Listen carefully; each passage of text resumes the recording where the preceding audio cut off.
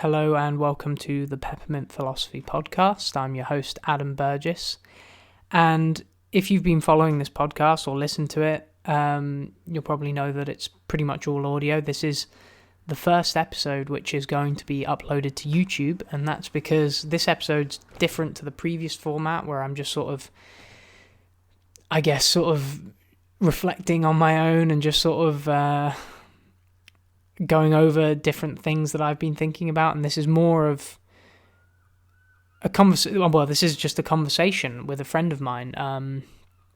So I'm talking with Dr. Shiva Pandey, who is a junior doctor in the NHS, and he's been working throughout this coronavirus crisis.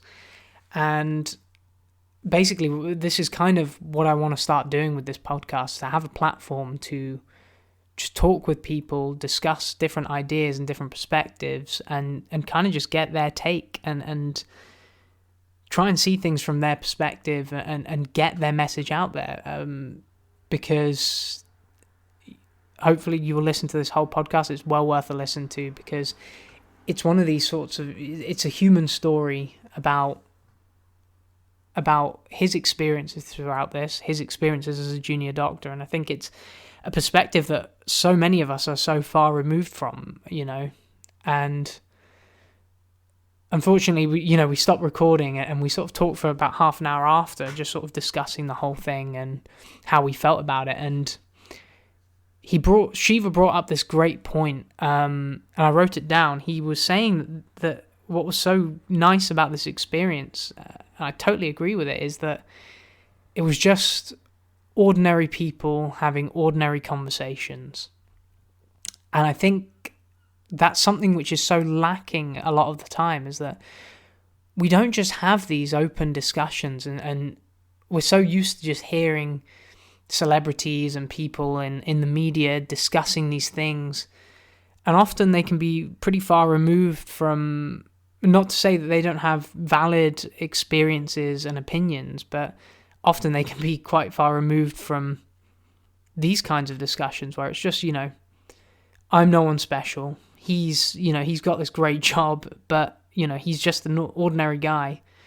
I think that basically sums it up. Ordinary people having ordinary conversations can just change your whole perspective, as long as you're open to listening and just embracing it. Because at the end of the day, we all have different experiences. We all come from different origins, different places. We see the world differently based on, what we've experienced in life. And one sort of thing which I was thinking about a lot after this is that even though during the podcast Shiva talks a lot about how his perspective isn't as as experienced as a lot of other people, and how so many other people in the NHS have experienced so much more than him, and he's just one voice when there are so many. But I think what's so special about this conversation for me, and my takeaway from it, was that it was almost like a conduit into the lives and experiences of all of these people working in the NHS, from cleaners all the way up to senior doctors and whoever it might be, everything in between.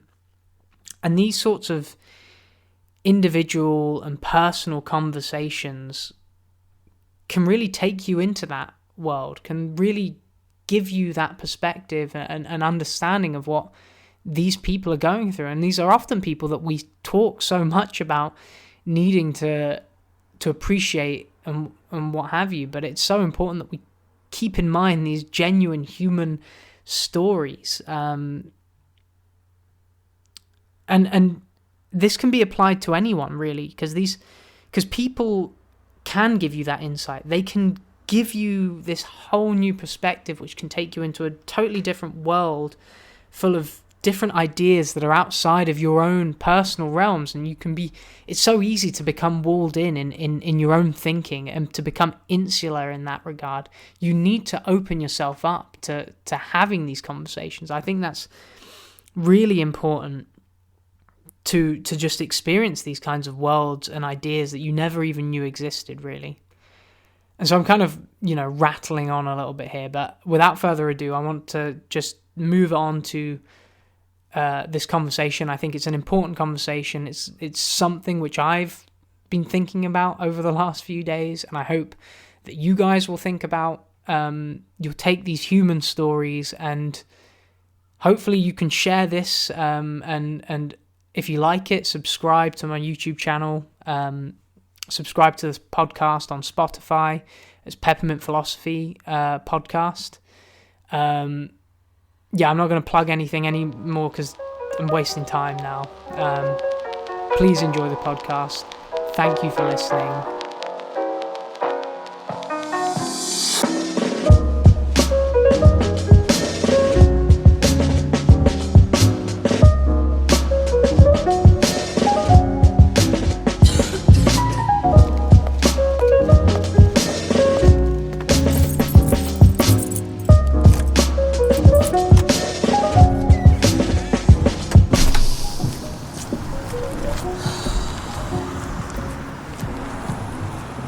Today is a special episode of Peppermint Philosophy podcast.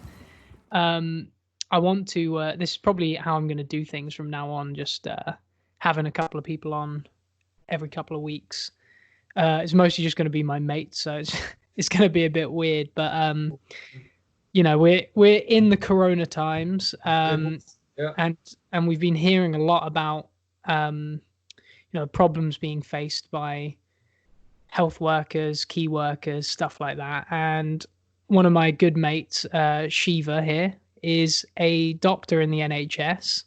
I just kind of wanted to have a conversation with him about his experiences during this whole time, his experiences as a doctor overall, and just kind of get a bit more into the life of being a doctor and all that sort of shit. I'm kind of rambling on, but that's just the way it goes. So one thing that's, I'm going to try not to talk over you too much because there are problems. I think like the way that this is recorded, it's only doing like one track. So it's a bit of a pain in the ass, but we'll just roll with it. See how it is. But yeah, so I'll hand it over to you. Do you want to introduce yourself? Yeah, hi. So my name is, as Adam's introduced, Shiva. I'm one of the junior doctors working at University Hospital, North Durham. And yeah, it's been crazy over these last couple of months, hasn't it, Adam? We didn't see this one coming at all, did we? No. And the reason I'm doing this talk is that I really believe there needs to be a public reach out from the NHS, because we're one of the highest taxed European countries. The NHS takes a significant, and rightfully so, significant chunk out of the country's budget. And people need to know what these government institutions do, And I'm here just to hopefully bridge that gap and inform the public more about what goes on day to day in a hospital and how we've dealt, with day-to-day tasks in the hospital during this epidemic. Okay, cool. So, yeah, I guess to start with, just what has it really been like throughout all of this? Because for us, just normal people living at home, it's been a bit of a pain in the arse, and we've felt a bit of stress, and it's been a bit hard. But for you, I imagine it's just been a totally crazy experience. Yeah, initially what happened was, when the entire COVID-19 situation was, put on the news, everyone freaked out. There was just this huge public panic. And I think, let's not forget all the toilet papers that were hoarded and all the pasta that ran out. That actually happened, in the United Kingdom, People were scared, and rightfully so. It's a scary thing. We haven't lived through a major disaster like this in a long time. So you could see why people were scared. And initially what happened, Adam, is that people just stopped coming into hospital. It was strange because obviously the United Kingdom has quite an elderly population, and there are a lot of people with chronic diseases, and as a result you have a regular patient flow, And all those regular patients that we were used to seeing just stopped coming in. And at least for the first 3-4 weeks, wards were empty. Accident and emergency had probably a waiting time of about half an hour, you know, and everything was quiet. But gradually, when the virus actually started to have community level spreading up here in Durham and this up here in the Northeast, then the numbers started to pick up, and a lot of these patients with the virus got really, really ill. And you see a lot of the community coming through accident and emergency and the acute medical unit, but this was something else. When the peak actually hit us, it was something completely else. Mm. So And what? Yeah. sorry. So, and the Northeast was one of the worst sort of hit places in the UK, was it not? Yeah, so from my understanding, I think it's simply because of the burden, the burden of long-term conditions we carry. We have a lot of people up here who, were miners who've had a lot of exposure to asbestos and, other chronic conditions in the community. And, that's a huge part of the disease burden. And the Northeast did take a pretty hard hit. But, I think the NHS definitely met its match, but I think we're finally coming out of it at the end. Levels seems to be back to normal. In the hospital I work at, there are only maybe 2, 3 patients with COVID-19 now, whereas at the peak there were at least 60, I believe.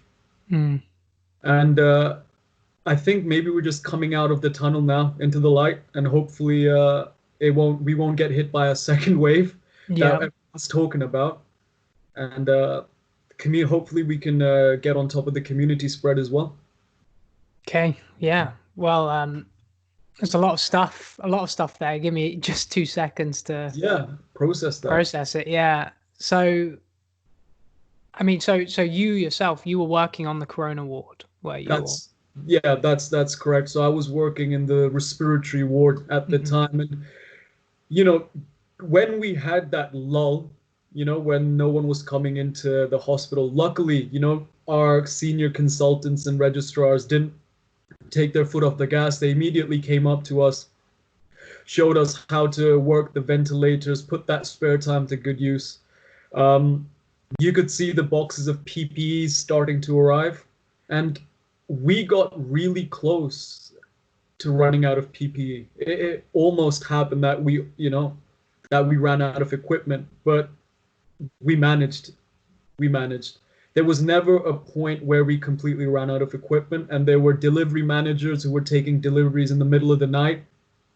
And there were a lot of community factories as well that were manufacturing plastics. I have their names right here. Actually, I wrote them down. So you had Dura World in Scarborough and Day Plastics as well. These are local, just normal guys with normal manufacturing jobs, and they were furloughed, obviously, because everything was shut down. But they decided to step up for the NHS, and they've made a huge contribution. And God knows how many lives they've saved by making all of that PPE for us. Yeah, shout out to them. It's one of those things throughout all of this, especially at the beginning, having that, like, there were two sides of it. Of course, it was terrible and scary to have this sort of unknown That's right. disease, sweeping through. But at the other hand, at the beginning, it was so nice once to just see an end to the whole like partisan aggression, and people were coming together as like, one country, one world. All of that stuff was brilliant. I think all credit where credit's due to those guys, making the equipment that saved lives. Exactly. And I think, everyone says, clap for the NHS. And, I find that it's a bit of a double-edged sword, isn't it? Obviously, it's great that people are thankful towards the National Health Service, and I appreciate that. But there are also a lot of people who are outside of the National Health Service, like these people from the factories, like Dura Plastics. They've put themselves at risk, and they've worked for us, and they've created PPE, and they have also been essential workers, and they've also played a crucial part in fighting the COVID-19 virus. And also, you look at the British Army, they deployed their logistical units when things got rough in order to facilitate the movement of the PPE. We know about how RAF delivered equipment from Turkey to ourselves. So everyone contributed to this nation's fight. And like with any fight, like with any war, you're gonna get hurt. People are going to come to harm. But I think it truly brought this country together, and it was not because it was nice to see a change in the political landscape from such a partisan, view that we've been exposed to over the last couple of years, in the news. Not naming any names, of course, for professional reasons, but it was nice to see everyone come together for a common cause and realize what's important, and that's the sanctity of human life. That's the main thing. Yeah, no, I couldn't have put it better myself. So going back a little bit to, the idea of putting your lives on the line and stuff.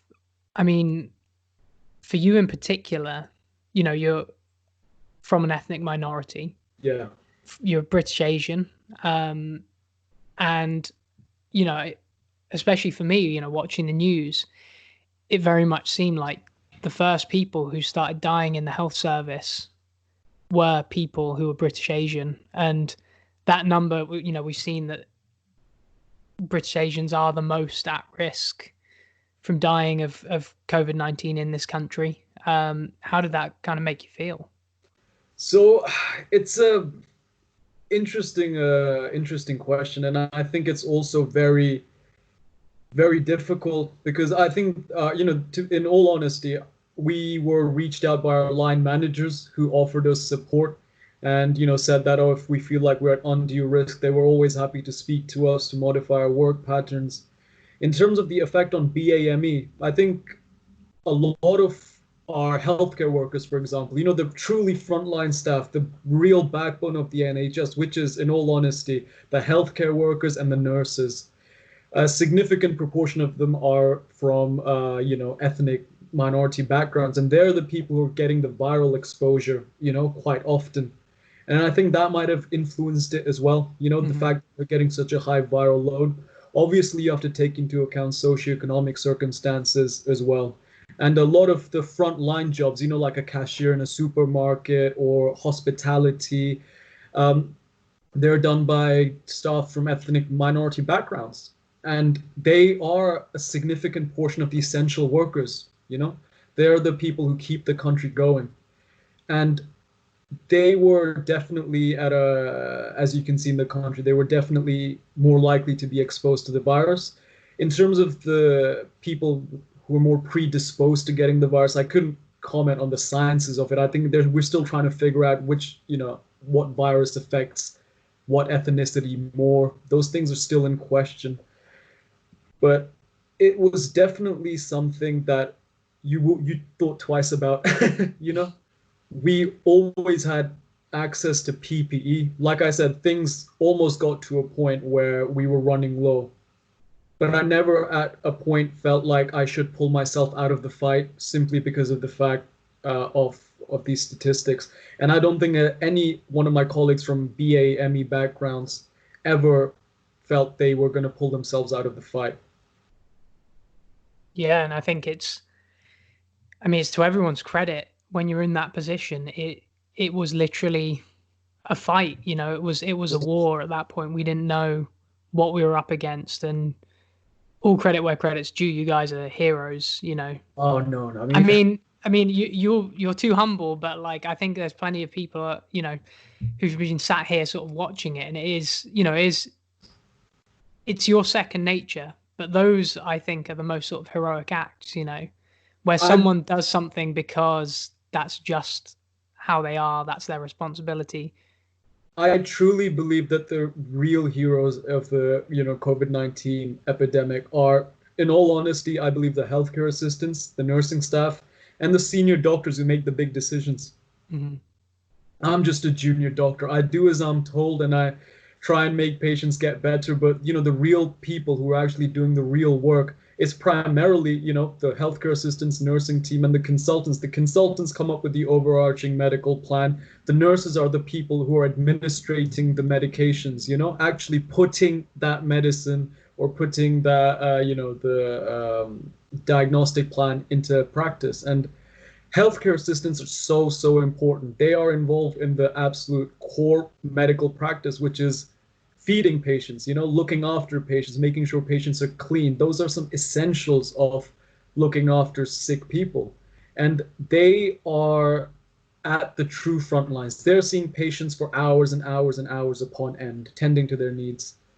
And in all honesty, there were a lot of situations where patients became very, very ill.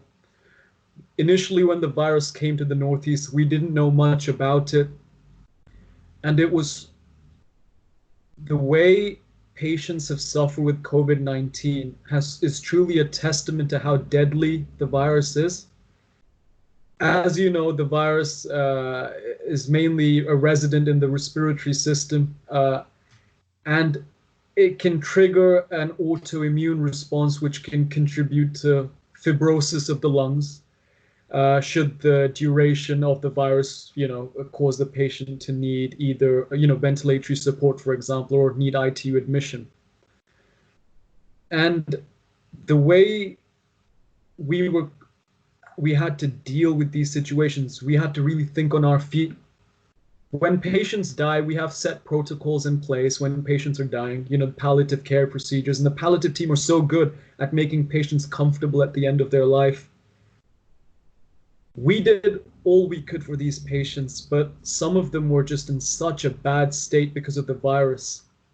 It was truly a horrific sight sometimes, Adam, You gave them things to settle down their shortness of breath. You gave them things to settle down the discomfort they were in. But you could still see how their bodies were suffering from just the spread of the virus.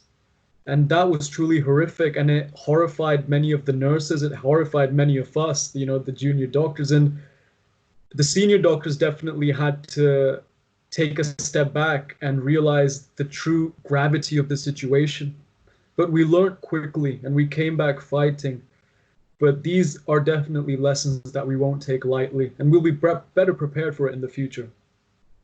Yeah. So there's so much there.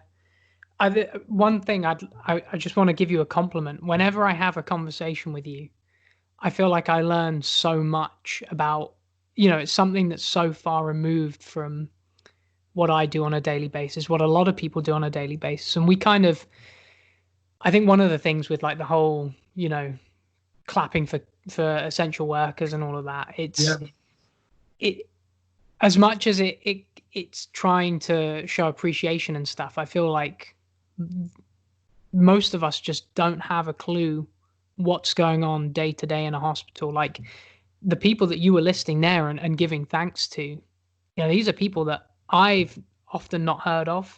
Some of the key workers who are there doing the essential work that you won't even think of, like cleaning patients, making sure that they're tended to, feeding them, things like that. And it's one of those things when you're not in that situation day in and day out, most of us hopefully won't be in a hospital that often.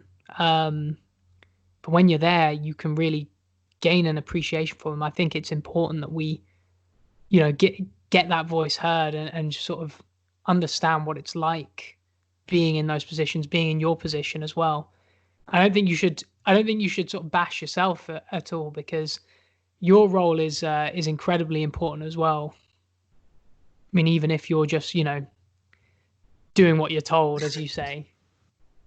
I think one of the as you know, I've had the virus actually, so I was positive for the COVID antibody, and I was off for quite a couple of quite a few days, and most of the colleagues I work with on my ward were also off for a significant portion of time, and were quite ill with the virus actually.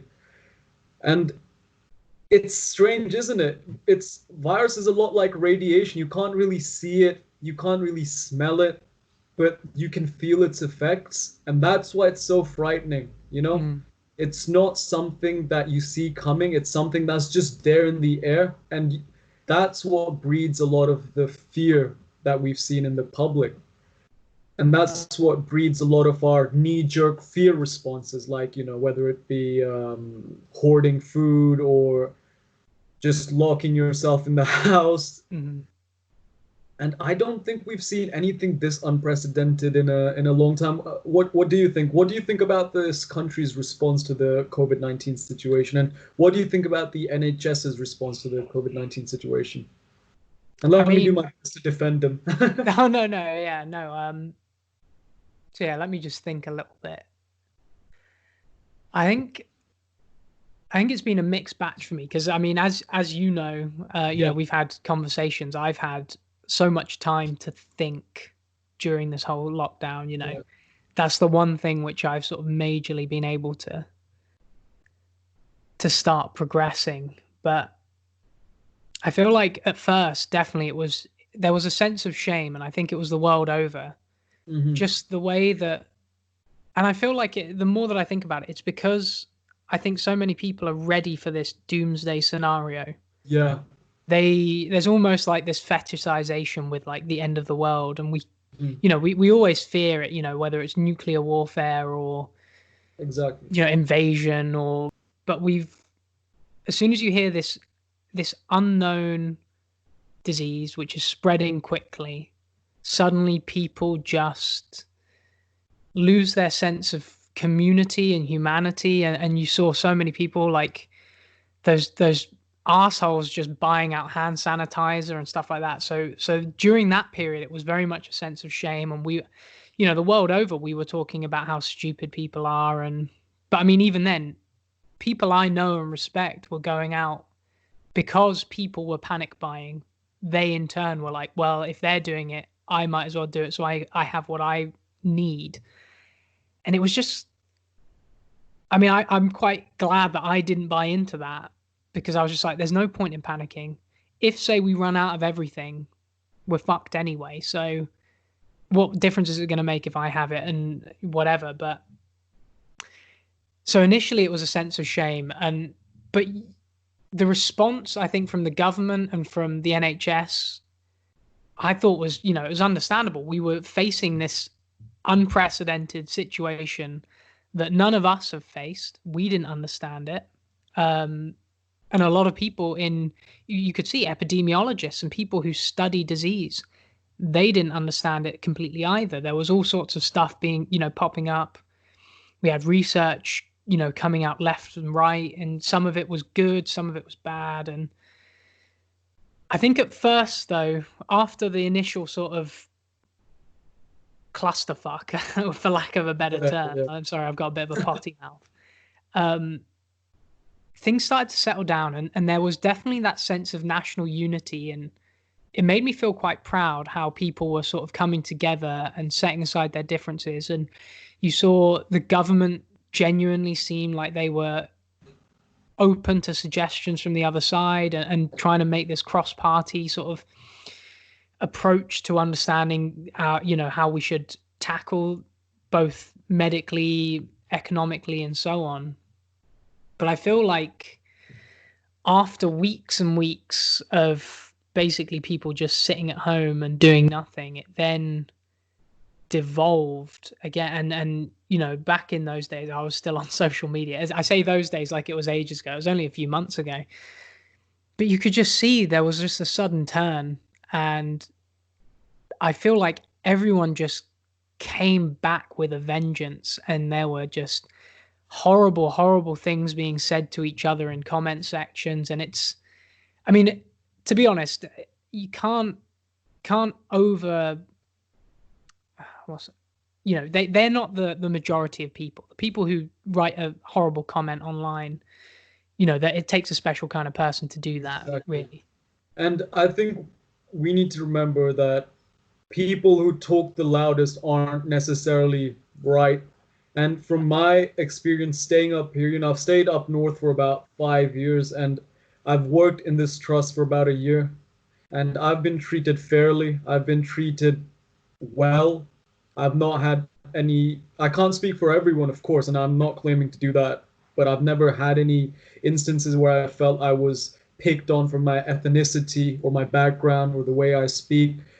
People here and my colleagues, the people I've worked with, have treated me fairly and with utmost justice, and I do owe a lot to them.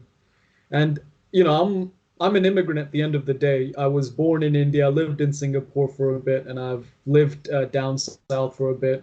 I've come to Newcastle University, graduated as a doctor, fortunately enough. So I feel like this country has given me so much. The roof over my head and the food in my stomach, it's all because this country decided to give me a chance, gave me a chance to get educated, gave me a chance to work as a doctor, and gave me a chance to prove myself. And I've never felt that I've been treated unfairly up north. And especially working in my hospital, you see the day-to-day bravery of regular people. These are just regular people, their wives, mothers, husbands, sons, fathers, and you truly see the bravery ordinary people are capable of. And it's not, you don't have to do something extreme like run into a fire, you don't have to do something crazy like performing CPR and saving a patient. Sometimes bravery is just putting on that PPE and just going to tend to that sick patient, whether you're helping feed them, whether you're helping put up the medications, or whether you're going to clinically assess them, whatever your role is, whether you're going there to clean the room for the patient. That's bravery in itself. And I definitely believe that it truly showed what we are capable of when we get together as a country. And in benefit of hindsight, we can go about criticizing everything. But one important point that we need to take away is the sheer progress this country is capable of when people put aside their differences and come together to work for the greater good.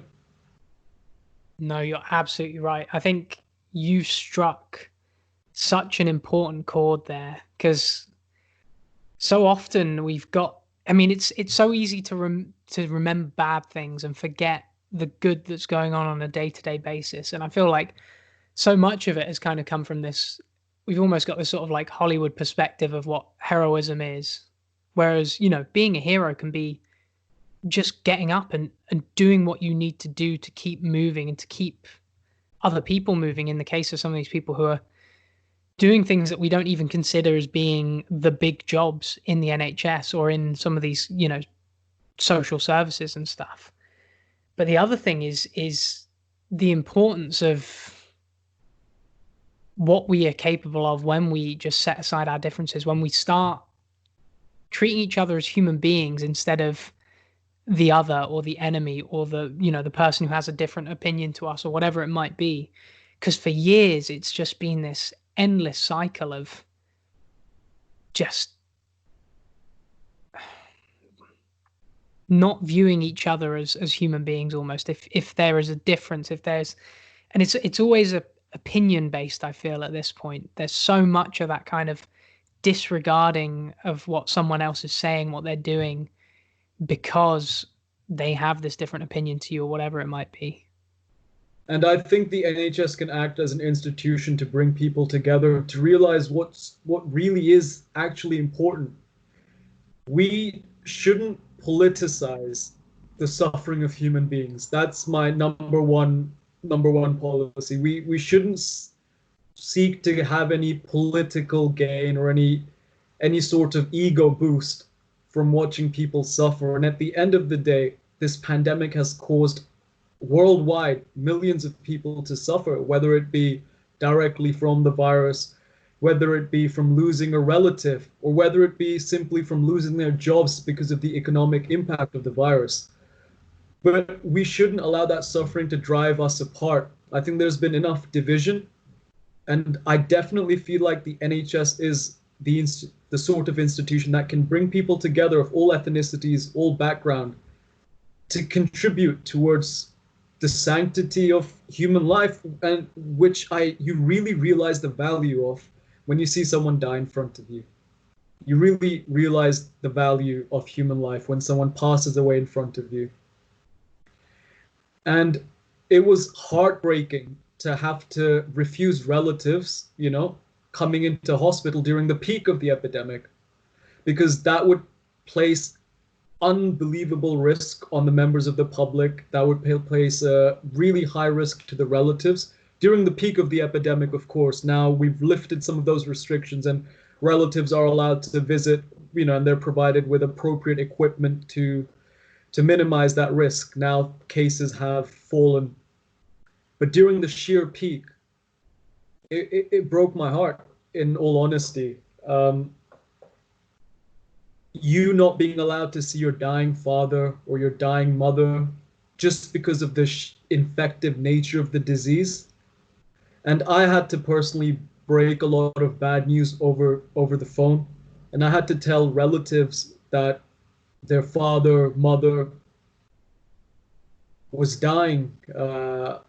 And you can't console them if they're not in person. And it feels very, very, you feel very removed from the person over the phone. And especially when they start to cry on the phone and you can't do anything to comfort, offer them reassurance. This virus has exacted a huge toll from us. And I don't think we should use that suffering to drive us further apart. We need to learn from this suffering, and we need to use the NHS as an institution to build this country into a place which is worth fighting for, And this country is worth fighting for. The NHS is an institution worth fighting for. And we shouldn't let political divisions or any divisions drive us apart from that singular focus, which should be saving lives, or if we can't save lives, then to minimize the suffering of our sick patients. Yeah, I mean, I couldn't agree more. It's sad when we start to see, as the smoke clears, I feel maybe it's just my pessimism, maybe it's the kind of stuff I'm seeing, and I probably shouldn't pay that much attention to things I'm seeing in the media so much, because it is just, a lot of the time sensationalizing it. But I'm scared that we are just going to forget about this and just slide back into on what should be an unpartisan issue. Suddenly it becomes partisan, and again, like you were saying, it shouldn't be used to wedge more divides in our country, and it shouldn't be used for that purpose. We should be coming together around these things. And what you were saying about, it's one of those things which we heard about in the news, how heartbreaking it was. I feel like there was a week or so when we were talking about how horrible it is not to be able to visit your relative as they're passing away, and from both patients and their families, and from the healthcare workers who had to, like you, deliver that bad news. But in the constant march of 24-hour media, it's just slipped away, and those important stories which kind of encapsulate the whole thing and the actual sort of human suffering of it just get lost in just bullshit, quite frankly, a lot of the time. I don't want these deaths that we've encountered and the suffering that these people have faced to be for nothing. We as a country need to grow from this.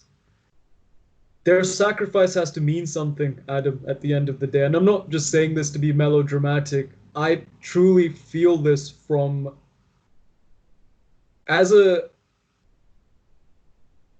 doctor, you are in a very privileged position with your patients. They tell you things they wouldn't tell anyone else.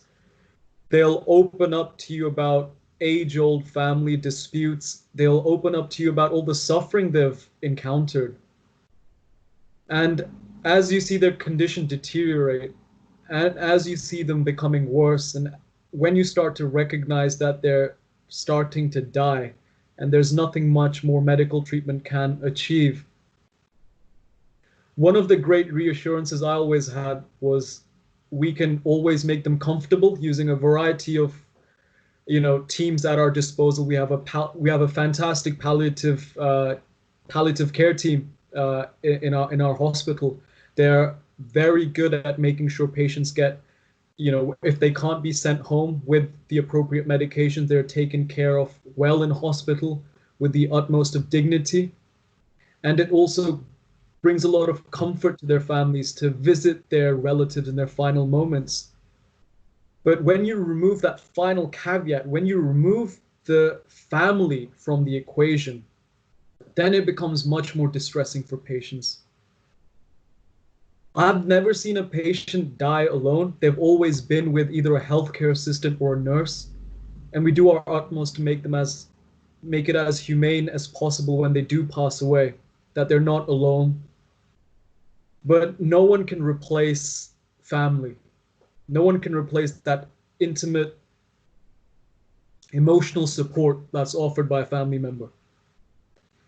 And it still saddens me to this day that the patients that died during the epidemic couldn't see their families. We introduced some services such as iPads. We tried to bring them the phone, but when patients become that ill, they find it difficult to concentrate on a screen. They find it difficult to talk over the phone.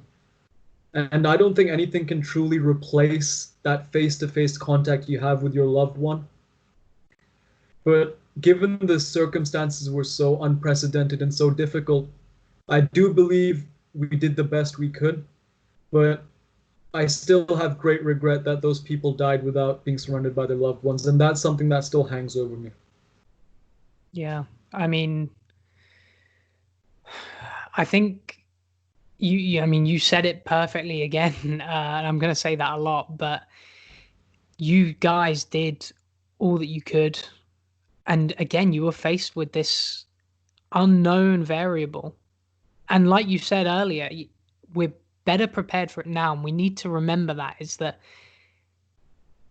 we can't forget this. We need to take it forwards so that we don't end up in these situations again, that we have something in place so that we can move into the proper ways of doing this. And I think so. Earlier, you were talking about, this is kind of, it will come full circle, but you were talking about how you've never felt mistreated, that you've always felt welcomed, and those are things that we should be proud of, that we can all come around together and say, this is a great thing that this country has done, that the NHS has done. But I think it's more important than ever that we don't become complacent with those things. We can't just pat ourselves on the back and then move on and as if it's good enough.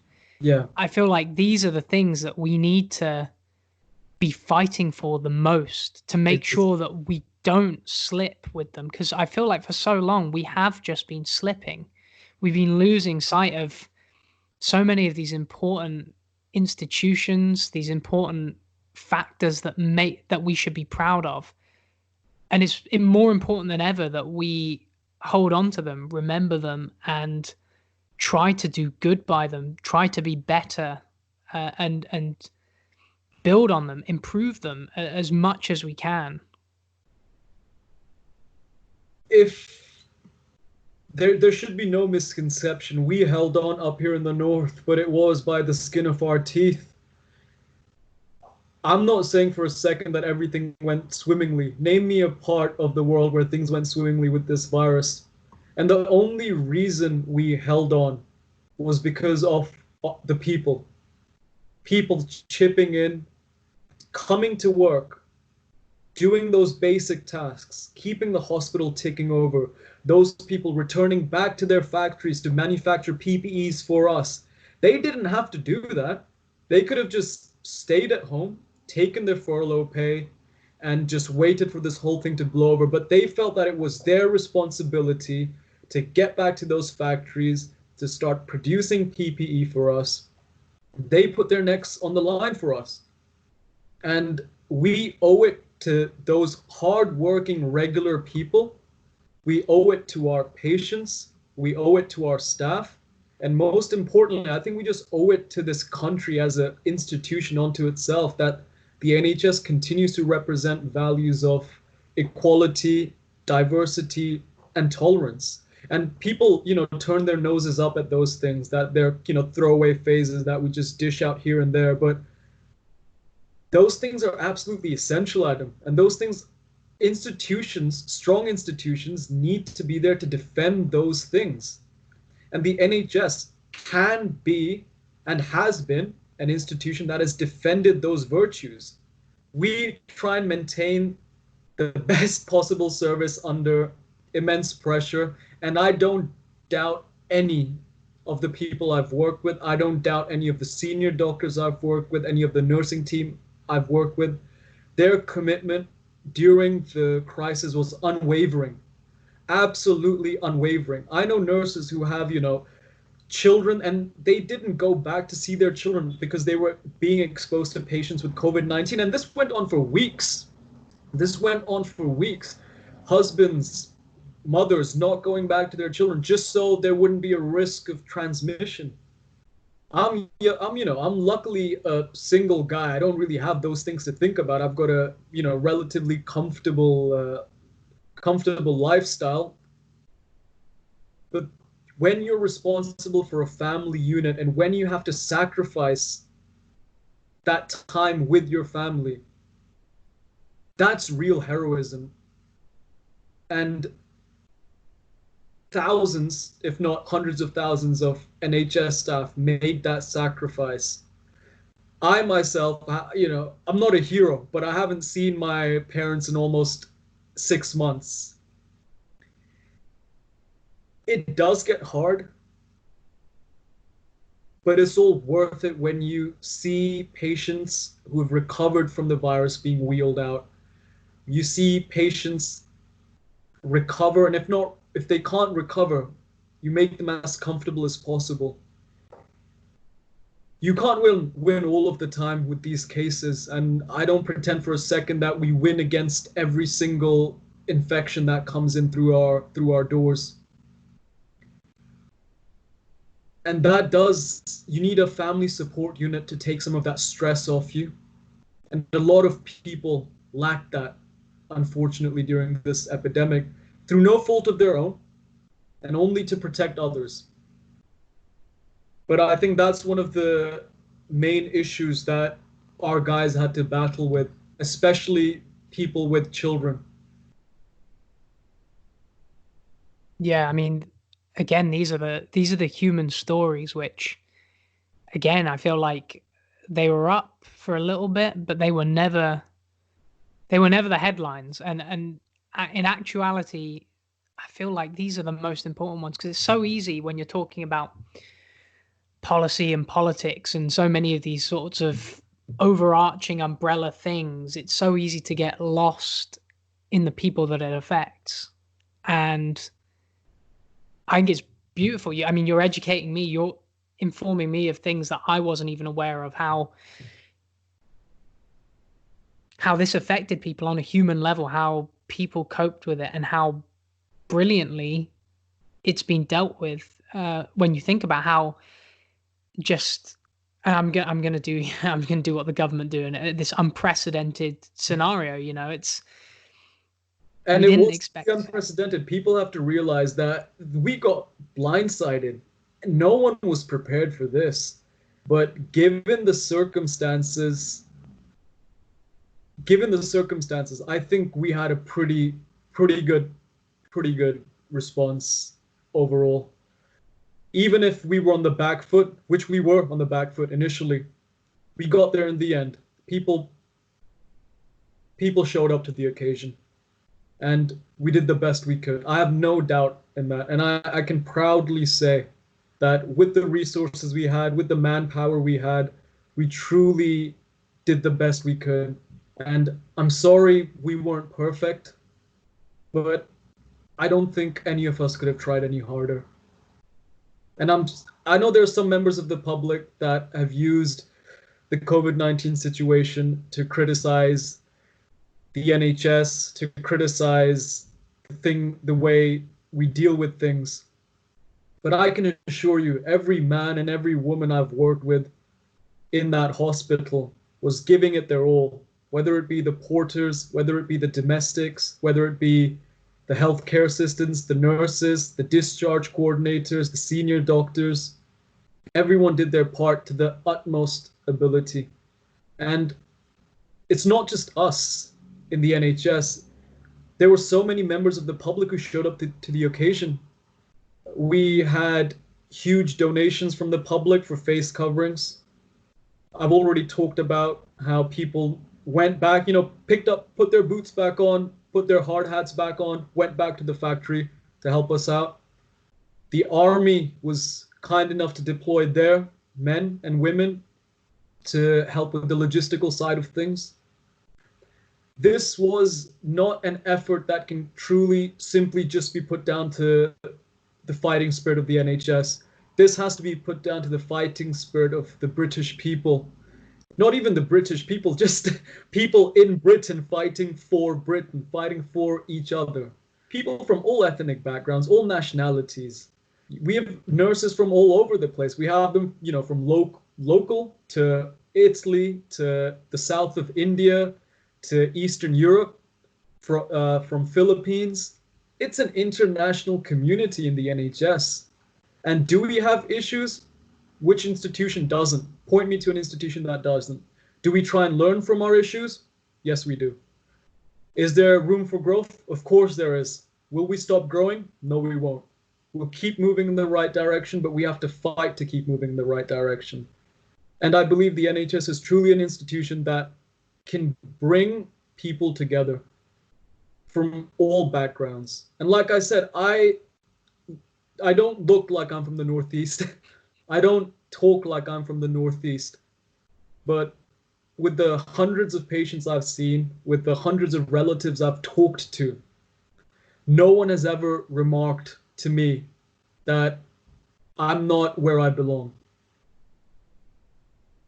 Yeah, no,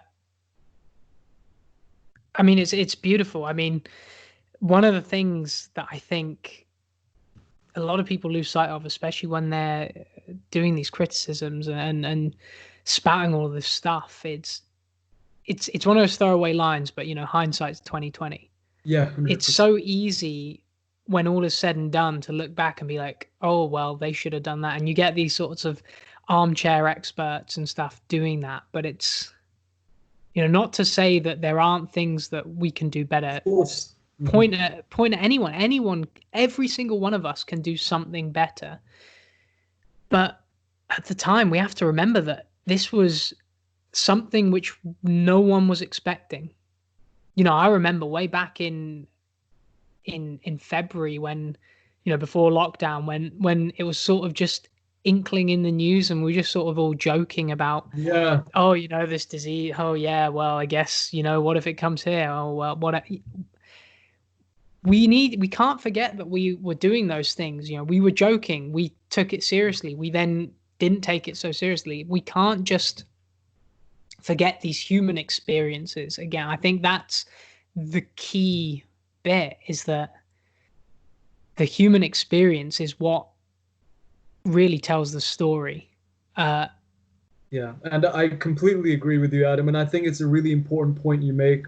It's so easy to get lost in the politics of it, in the news, the 24-hour news cycle that you talk about, picking up the next story. Always, there's a constant running of this information that we're pounded with. But what matters is not political ideology. What matters is humanity, these individual human experiences that so many millions have experienced throughout this epidemic.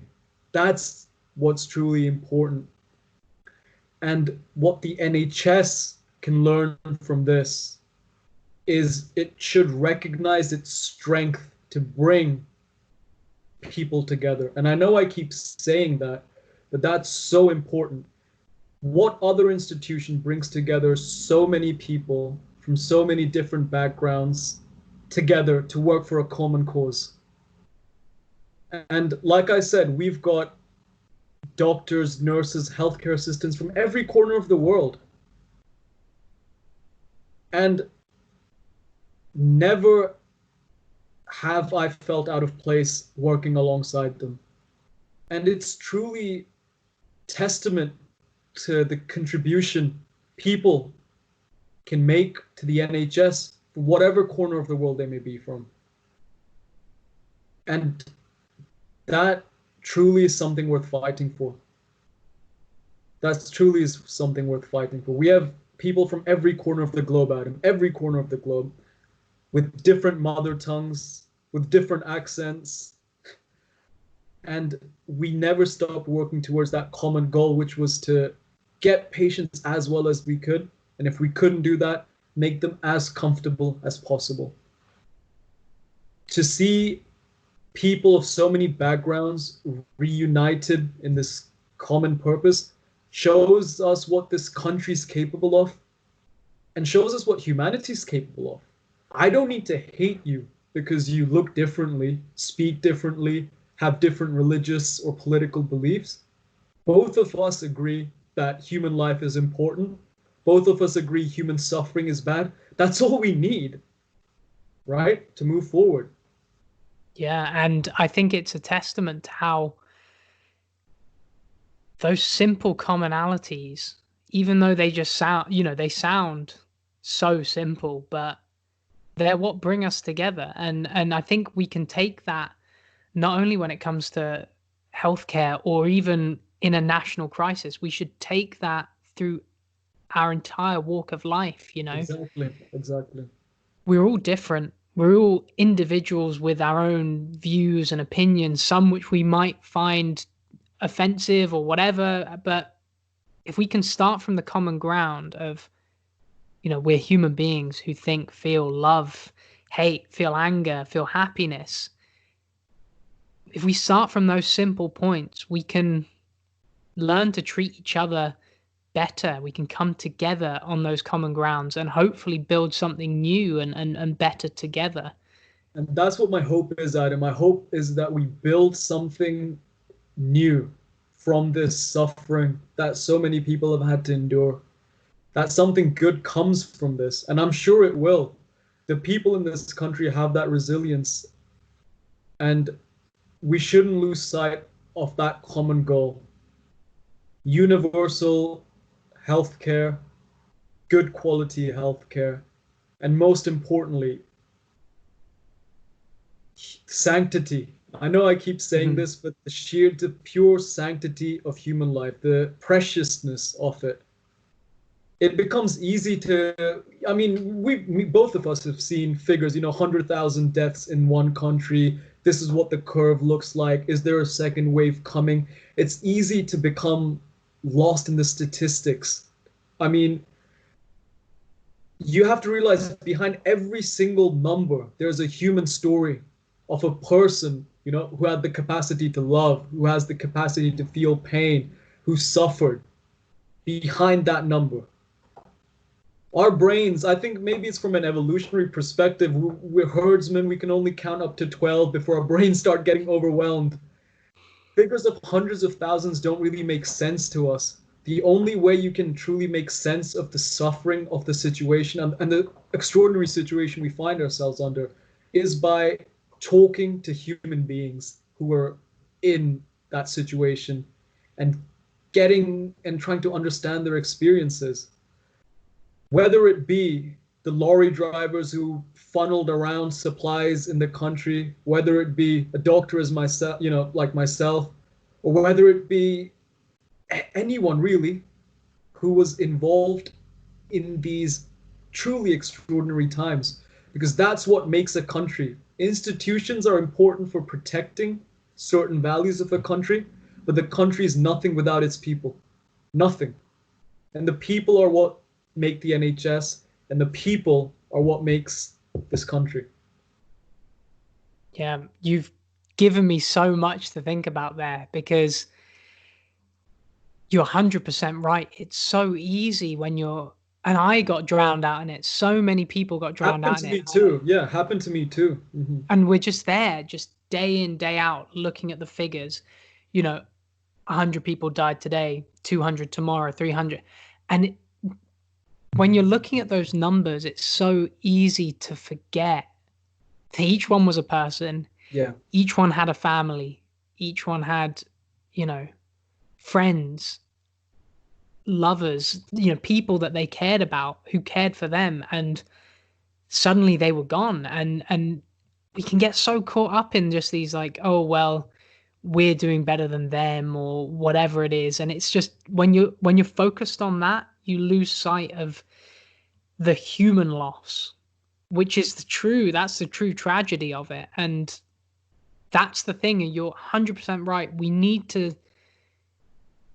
take that memory, that the human loss, and make sure that we carry that with us and use it for good and come together around it. Because why shouldn't we? Exactly.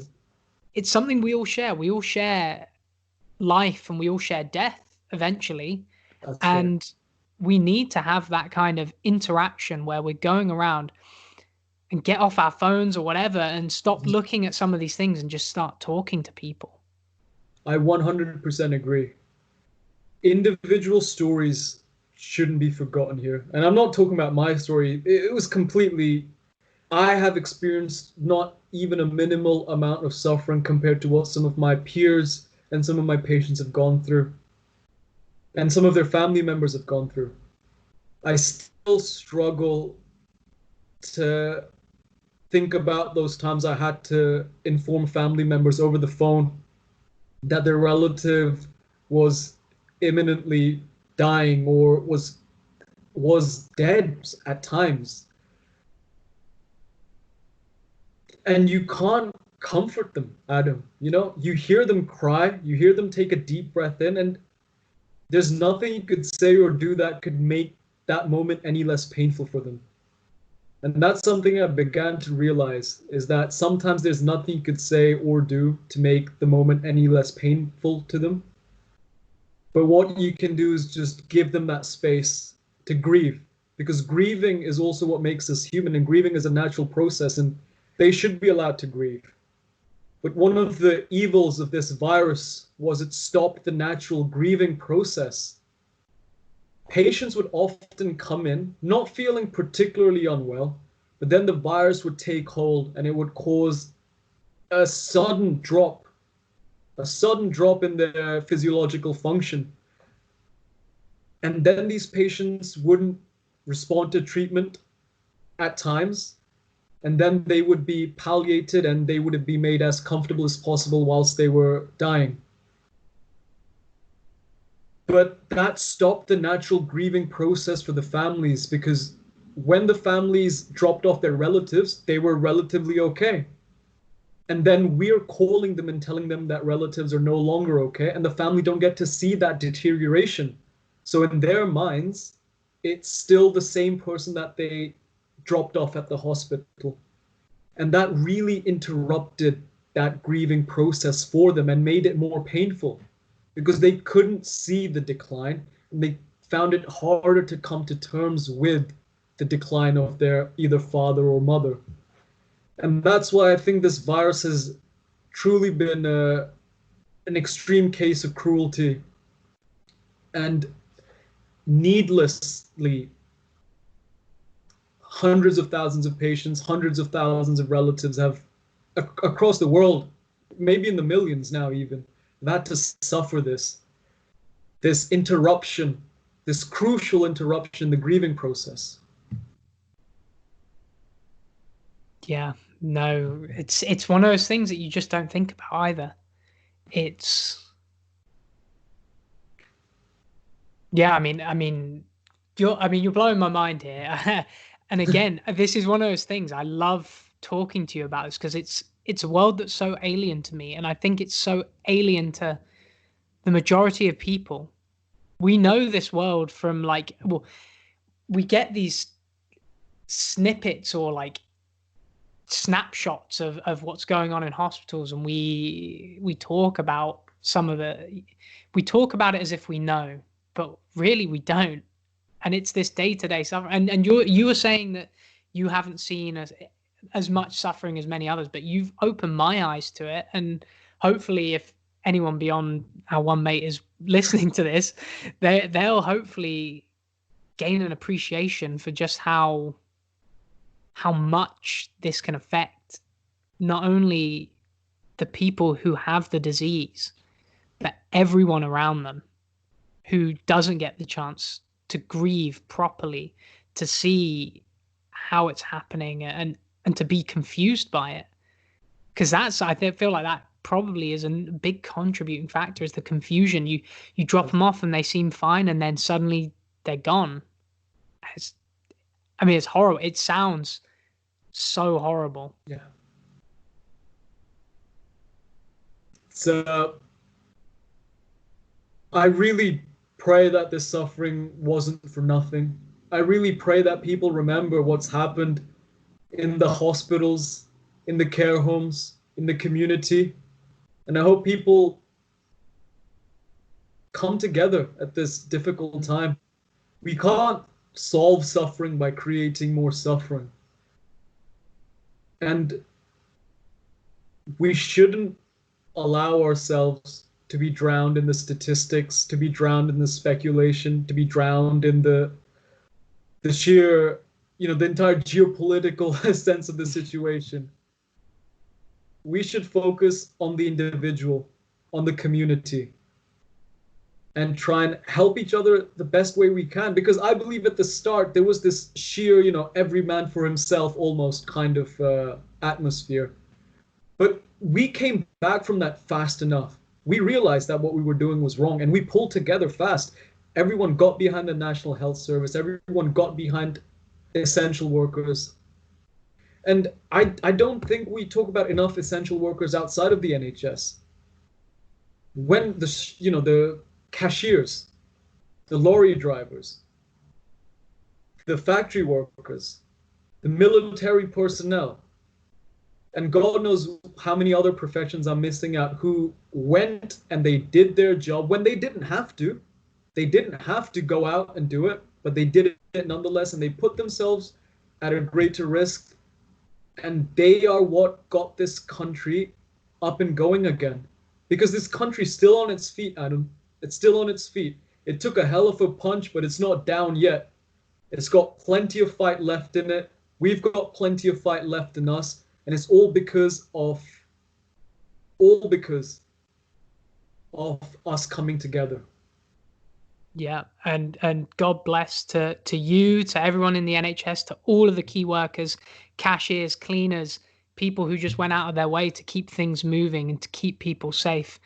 The army, you've listed all of them perfectly. Go back and listen if you're listening. But I 100% agree. And just like it's the human experiences, the human stories, which we need to remember, it's also those interactions which are going to keep us remembering and keep us fighting. It's all good to listen and just go day by day, just like, well, that affected me, but I'm not going to spread that word. Go out and spread that word. Have these conversations. Yeah, talk to people do. about it.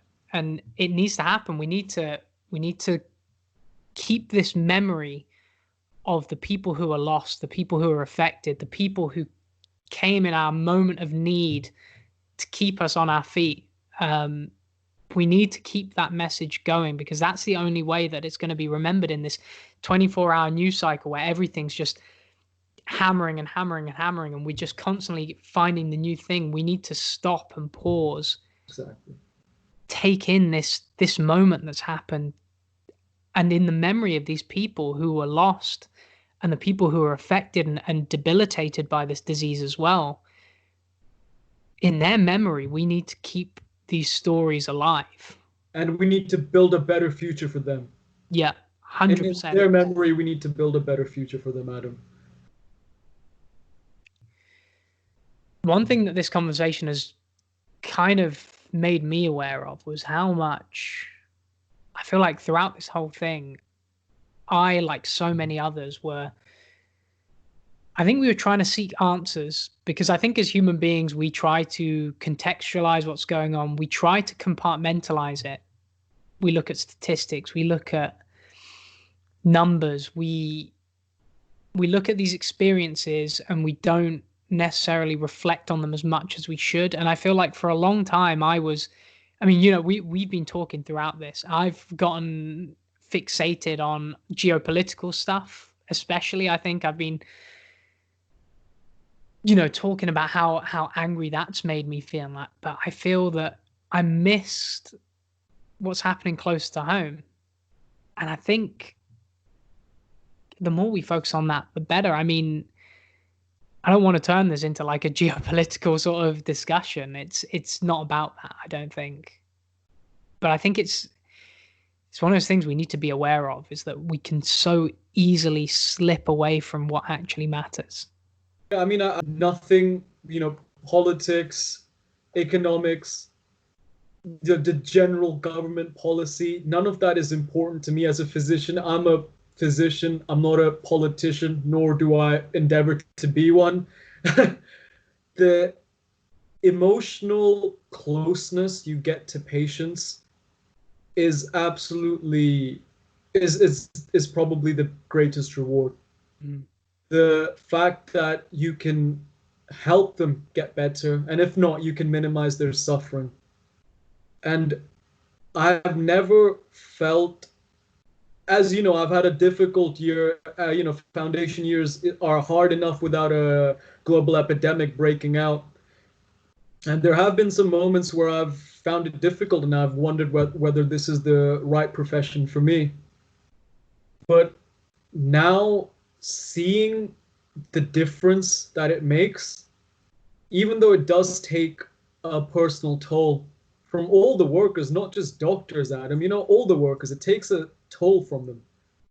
But seeing how essential that work was for my fellow people, and seeing the sheer gratitude from patients and their families, even if the patients weren't doing so well, they were just, they just had gratitude that you were making them comfortable.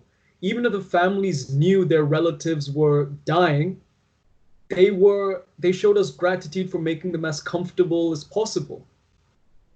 And that warmth, that love I got from the community, we got from the community, showed us that there's still something here worth fighting for. And that love from the community is something that kept me going, even in the hardest of times. And obviously support from, whether it be the senior doctors or the nursing staff. They were excellent. They were absolutely excellent, Adam. Even in the most difficult of circumstances, they just kept on going. And you can't ask anything more. I cannot ask anything more of any of my colleagues. They did everything they could. They did everything they could. And I'm proud to have served alongside them. And I truly hope, for their sake and the sake of the people we've lost, that we don't forget their sacrifice, and then we don't forget what got us out of this mess. And what got us out of this mess was unity and just a hope that we're doing this for a better future. Yeah. So I've kind of thought of a question now. Sorry, do you want to finish that? Go for it. No, I finished. I finished my Braveheart speech. Go for it. That was beautiful.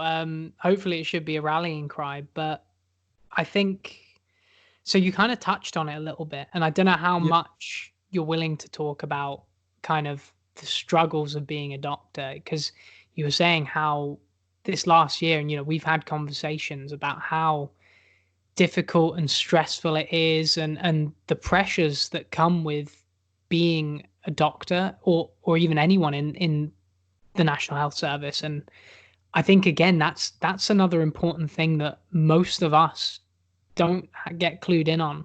you know, when we only see it occasionally, if unfortunately we need to go into hospital, most of us can end up, you know, being complacent and coming up with a negative perception of what's going on. I think I just want to get sort of how you feel about being a junior doctor, what areas that can be improved, and hopefully things that people can take away from the experience or hearing your experience and can just reflect on it and take it hopefully in their stride as they live, and respect hopefully for people in your position.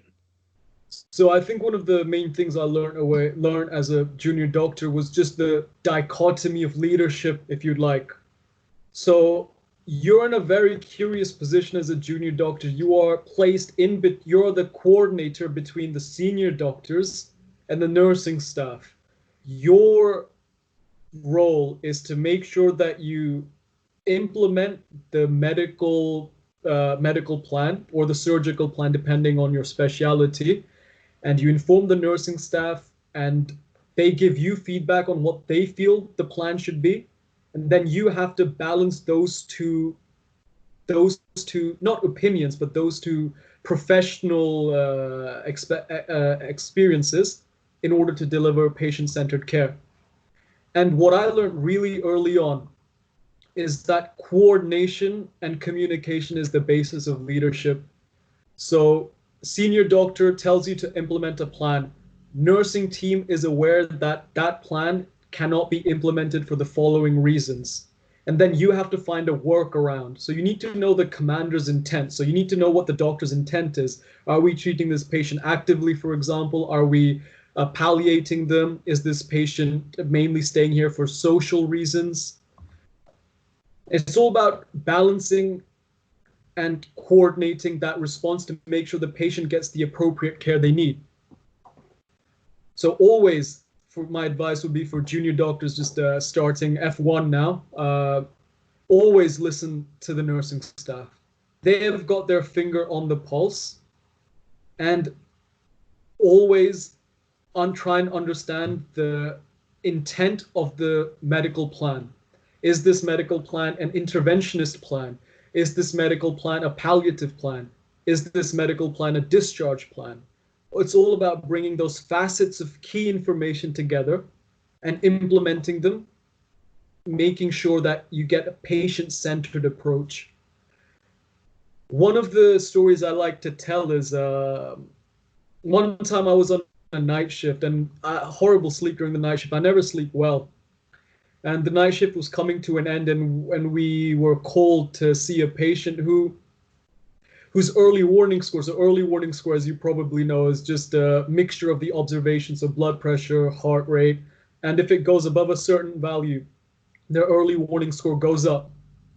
This patient had a very low early warning score, so I was actually quite annoyed I'd been asked to see them, And this was early on during my F1 before I was, particularly experienced. And the healthcare assistant was telling me that this patient doesn't look right.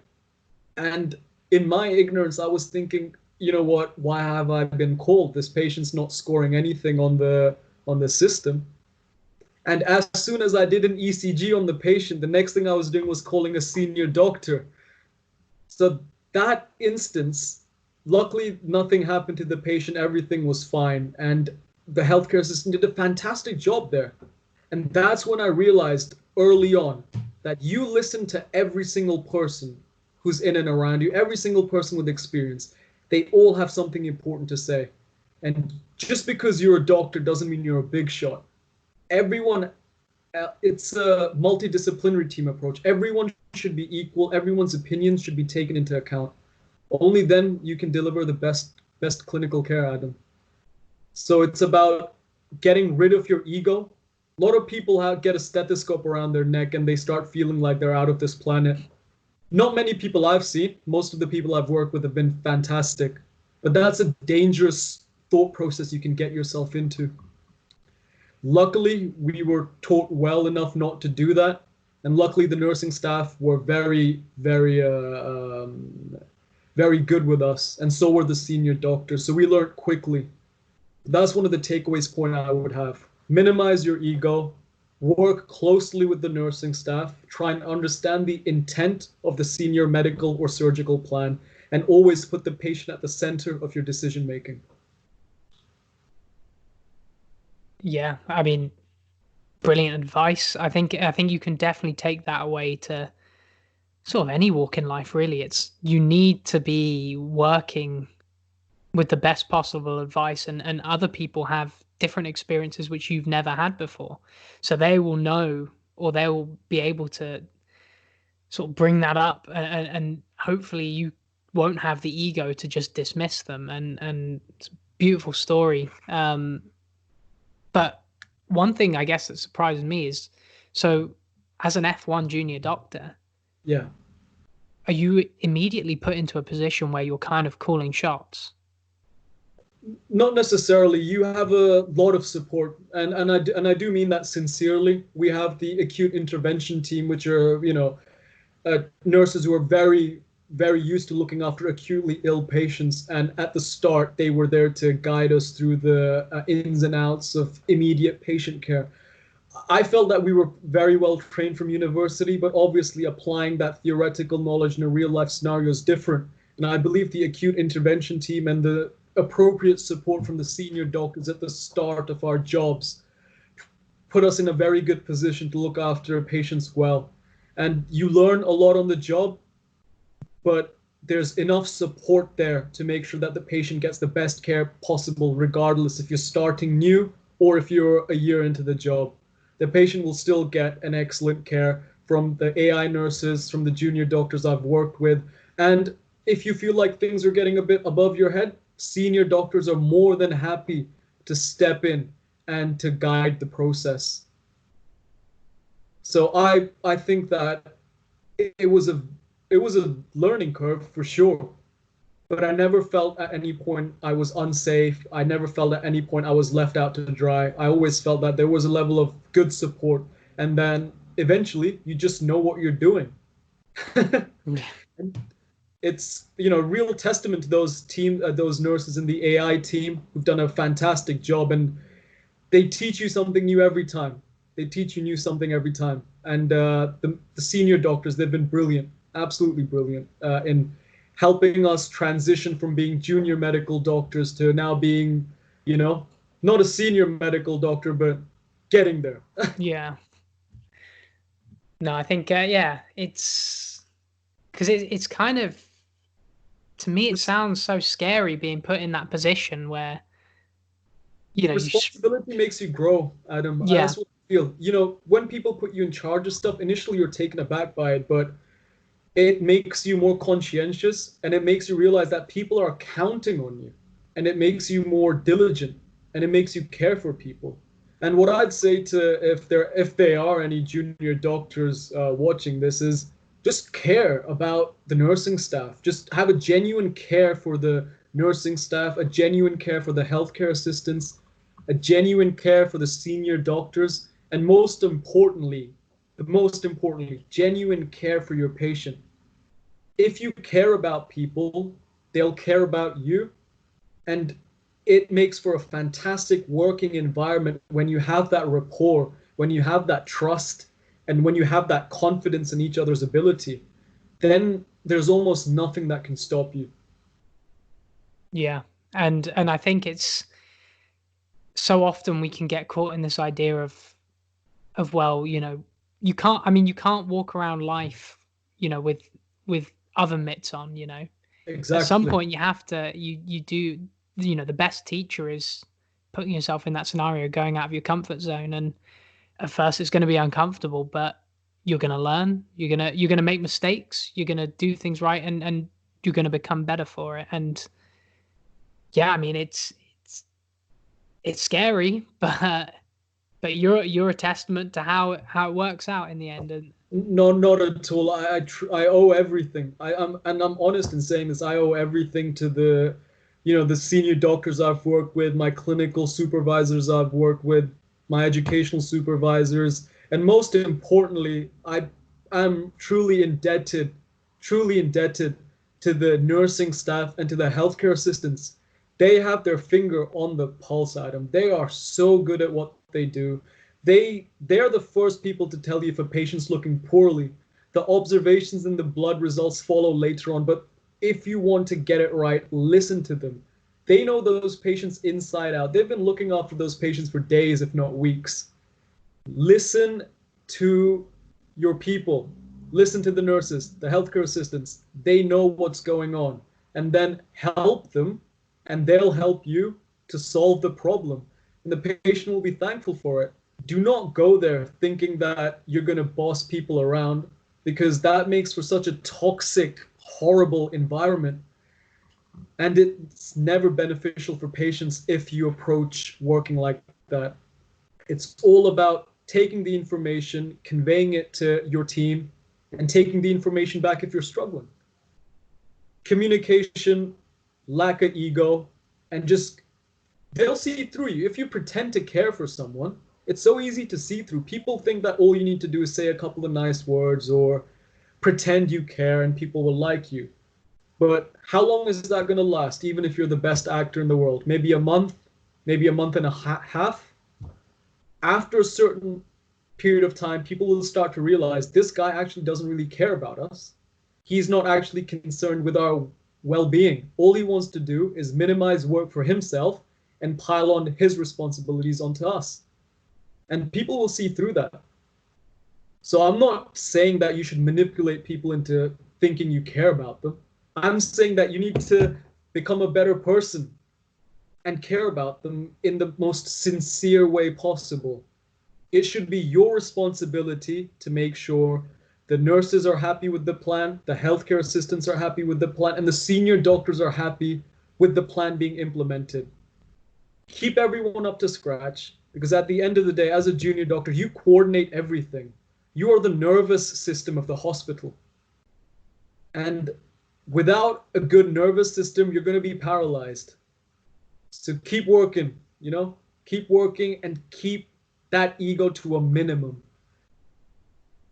Sometimes you make a couple of really good calls and you feel like you're on top of the world and you can take anything on. But it's so important to just humble yourself, because some of these nurses, they've been working on the ward for 20 years, 30 years. They know when a patient gets sick. So just because I'm fresh out of uni doesn't mean I'm better than them. And I probably never will be better than the more experienced people in our team. And it's not about being better. It's not about that, is it? It's not a race. You're trying to help people, so help them. As simple as that. And one advice I'd also have is talk to the patients. It's easier said than done. NHS is a very busy environment, and it's sometimes difficult to find moments to actually have a conversation with patients. But I can assure you that if you do find some time, talk to them. Talk to them, and they will restore your strength. When you see gratitude in eyes of a sick patient, there's nothing like it. There's absolutely nothing like it. Yeah, that was absolutely beautiful, and you hit the nail on the head. Is that you're trying to solve the problem, Yeah, and your ego so often can be what's in the way of that problem.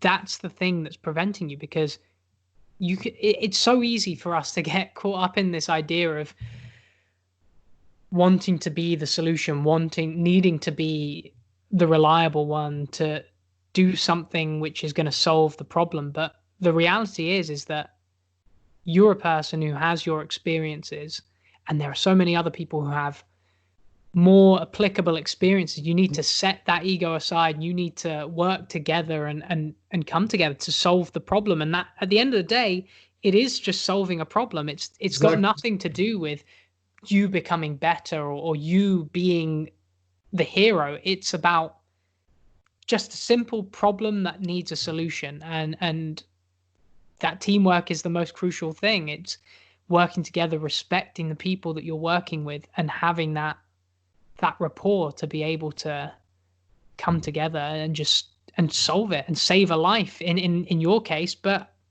for anyone else, it can be applied to so many things. And I think you're so humble in what you talk about. And I think, and we talk about it sometimes, our group of friends will say occasionally, "Oh, Shiva, you're a hero, blah, blah, blah."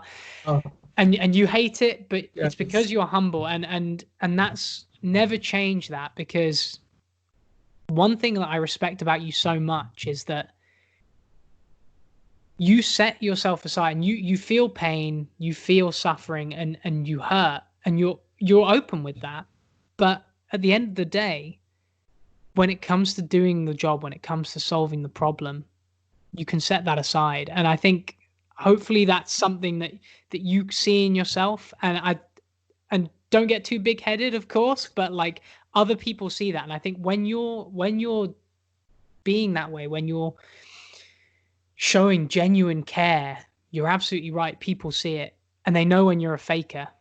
Yeah, 100%. And I think one of the main things is that if you just care about your people, everyone comes together. Like I said, I've said it before.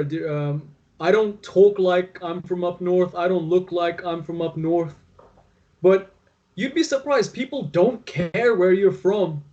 People don't care what kind of accent you have. If you're a good person, you're a good person. I've worked with consultants from, you know, all ethnic backgrounds, all different, nationalities, and good leaders are good leaders. I couldn't care less about the ethnicity, the religion of my consultant. Good people are good people, and patients couldn't care less about the ethnicity or the religion or the background of their doctors majority of the time, because to them good doctors are good doctors. And if you're a good person and if you care for your people, you care for your colleagues, and they can see that, and that care for them is genuine, they're not going to care what your background is.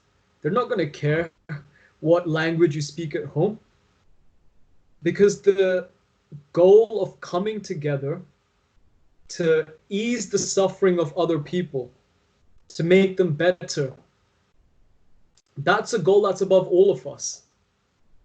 And that's almost a goal that we'll never truly achieve simply because it's so high. But in the pursuit of that goal, to be either the perfect healthcare, the perfect nurse, the perfect physician, you achieve a lot. You achieve a lot. And that's something that goes beyond national boundaries, goes beyond religious boundaries, and it becomes something that's almost an ideology in a sense, which is just maintaining, understanding, and preserving the sanctity of human life. And I know I keep saying that, but that's something we forget so often, especially in the newsreels. We always hear about death and destruction. It's easy to become desensitized to hearing about death, and it's easy to become desensitized about hearing about suffering. But I assure you, behind every single statistic, there's a face, there's a father, there's a mother, and there's a story. And it's about time we remove ourselves from these statistics. We have to pay attention to them for scientific and government cases, of course, but in our personal capacity, let's try to focus more on the individual stories, because I think we have a lot to learn from that. I myself have learned so much from listening to the individual stories of the nurses and the other colleagues I've worked with. And it's so easy just to remove yourself from the situation, watch the 24-hour news cycle, get glued to the geopolitics, get glued to the GDP figure. What is a GDP figure, Adam? It's a product of our labor, product of human labor.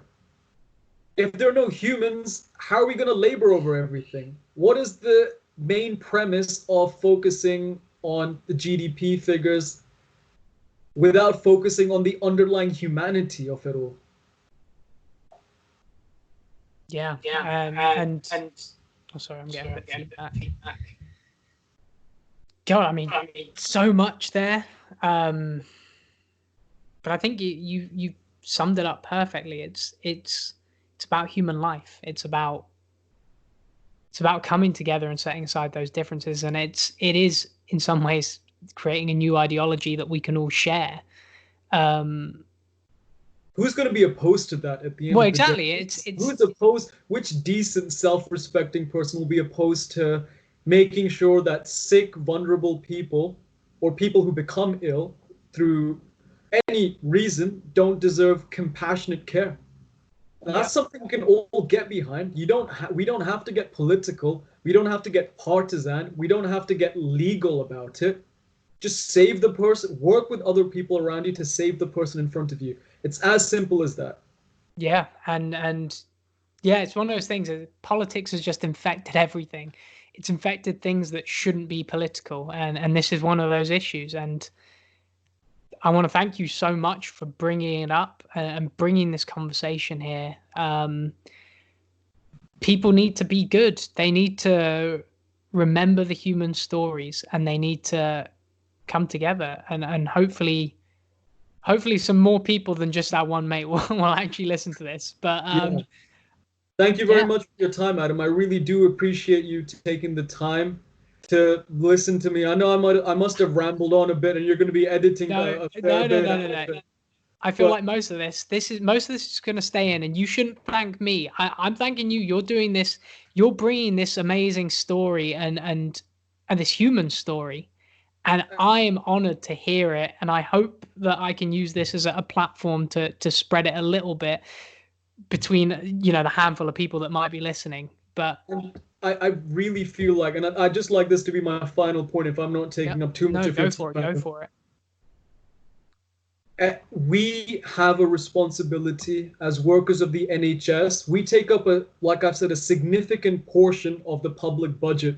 And my opinion, rightfully so. I think the NHS, as many people believe, is an essential service. But when you take such an essential part of a nation's identity like the NHS does, we have a responsibility to communicate with the public, to have public outreach programs. People should know what happens with their money. People should know what happens in the NHS. And like you said, the NHS sometimes can be an insular world simply because of the fact that hospitals are so far removed from the rest of society. But I can assure you, the NHS is not staffed by superheroes. It's not staffed by special forces soldiers. It's staffed by regular dads, regular mothers, regular people who go home, go to bed, get their sleep, have breakfast, show up to work in the morning. Regular, hard-working, normal people. And these regular, hard-working, normal people from all backgrounds, all ethnicities, all nationalities are capable of such outstanding bravery, such outstanding resilience in the face of something that's been absolutely unprecedented.